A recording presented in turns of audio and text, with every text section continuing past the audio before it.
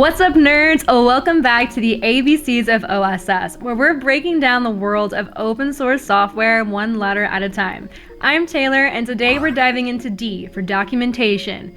Yeah, I can hear you groaning already. Actually, I take it back. If you don't find documentation the least bit thrilling, I don't know if you're allowed to call yourself a nerd. Here's the thing. If code is the heart of open source software, documentation is the voice. It's how your project talks to the world. And I've seen brilliant projects die on the vine simply because nobody could figure out how to use them. So what makes up good documentation? First, you've got your user guides. Think of them as the onboarding experience for anyone new to your project. Then there's API documentation, which is crucial for developers who want to actually integrate your stuff into their projects. And don't forget contribution guides, because open source lives and dies by its community, and people need to know how they can help. Let me paint you a picture. You've just found this amazing open source tool that could solve all of your problems. You download it, you're excited, and then nothing. No instructions, no examples, just a bunch of code and a README that says, good luck.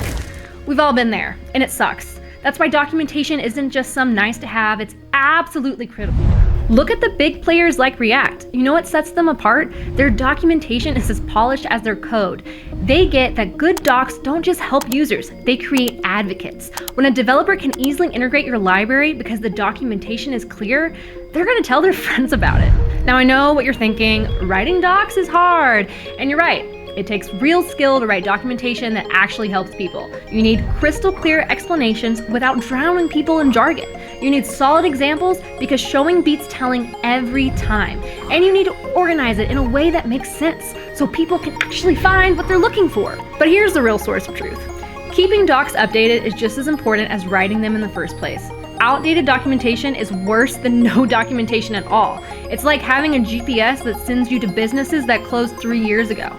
Nobody needs that kind of frustration in their life. Documentation isn't the glamorous part of open source. It's not going to win you any cool points at developer meetups, but it's the foundation that everything else builds on. Skip it and you might as well be building on quicksand. That's our fourth letter in the ABCs of OSS. Next time, we're talking E for end of life, where good software goes to die, and why you should care about it. Until then, keep your code clean and your documentation updated. Peace out.